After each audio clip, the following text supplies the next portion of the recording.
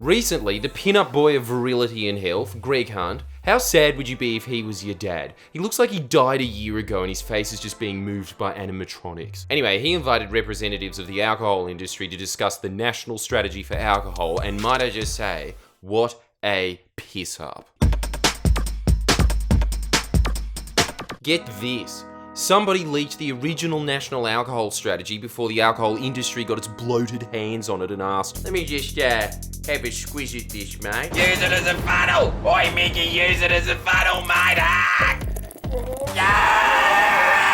How perfect is it that the original national alcohol strategy had written in it, Australia does not support any ongoing role for industry in setting or developing national alcohol policy. Then obviously Greg Hunt said, well, we can't keep that in, then we'd look silly. Now, on to the very serious business of allowing the people who came up with this ad to set and develop national alcohol policy. As soon as the alcohol industry got its dirty hands on that report, they immediately wiped any mentioning of an alcohol culture and public figures are glorified for drinking alcohol. Because if there's one nation on earth that bases its identity around a sense of sobriety and dignity, it's... Oh, hang on, Connor's doing something funny. Turn the camera around on you, mate. Oh, he's doing it! He's going the whole can! Yeah! Chug! Chug! Chug! Chug! Chug! Chug! What a fucking legend. He's drinking a beer. They got rid of the phrase increased risk of serious harm and the development of harmful drinking patterns. What is this, cigarettes in the 50s? And then reworded it to say, alcohol is an intrinsic part of Australian culture and it plays a central role in most people's social lives. So they disagree with the idea that alcohol is celebrated in this country on the grounds that it's celebrated in this country. Well, to quote Brad Pitt in Once Upon a Time in Hollywood, whoa.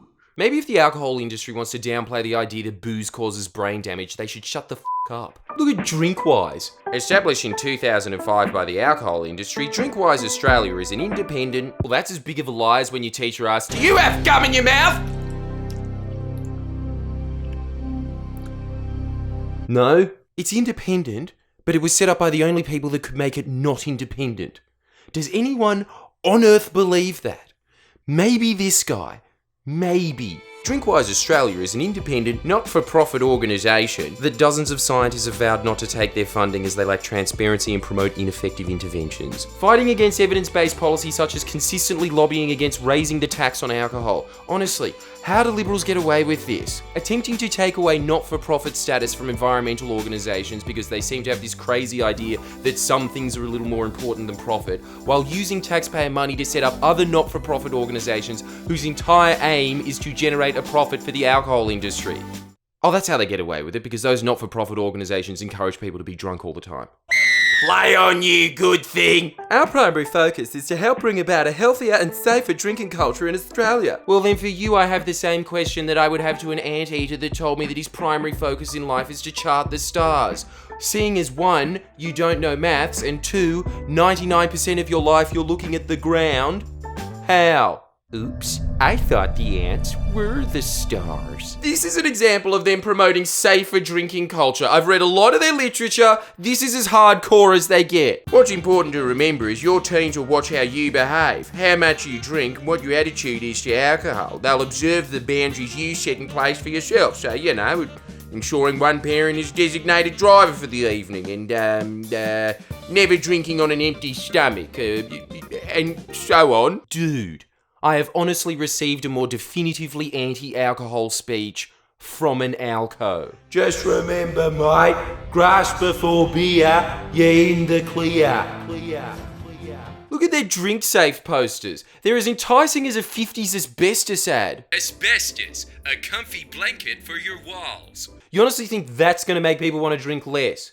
Try making this the poster. Or this. Or this. I don't feel too good after that beer. After grog. They conduct blatantly unscientific research which miraculously always comes to the conclusion, study finds God wants you to drink. Source, Jesus turned water into wine. Listen to this. The results show that for the most part, Australians have a positive relationship with alcohol. The majority of us drink moderately and enjoy having a drink to relax and enjoy a meal with family and friends. Happy, enjoy. What is this, a study or the back of a wine label? Interesting how studies that aren't funded by the alcohol industry paint a completely different picture. That the number of alcohol-related deaths in Australia has remained fairly consistent over the last 20 years. In fact, in 2017 it peaked. 1,366 deaths. That's 4 deaths a day. And when the Victorian government conducted a study, the results were even starker. 15 deaths a day. 430 hospitalizations. It's coming back. Unbelievable.